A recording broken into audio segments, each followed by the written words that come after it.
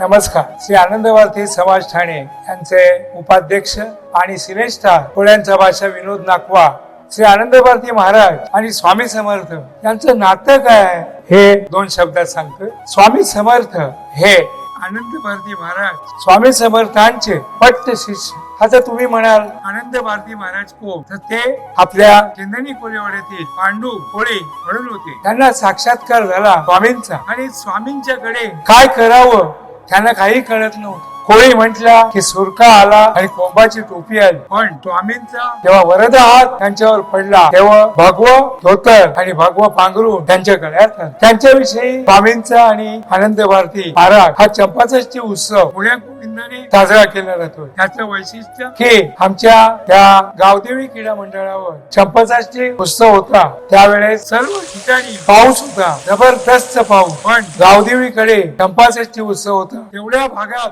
कुठेही पाणी नव्हतं, पण त्या एरियाच्या बाहेर पाऊस पडला. बघा ही कोणाची लीला, हे स्वामी समर्थ आणि आनंद भारती महाराज यांची लीला. दुसरं वैशिष्ट्य म्हणजे आपल्या ठिकाणी जेव्हा आपल्या कोळी समाजाचं तेव्हा जहाज पाण्यामध्ये गेलं होतं त्यावेळेस सर्व ठिकाणी वादळ पसरलं होतं. त्यामध्ये आनंद भारती महाराज यांनी समुद्रामध्ये धावा केला स्वामी समर्थांचा. तेव्हा ते वादळ तिकडे थांबलं आणि ते जहाज सुखरूप पहिल्या तीरावर आलं.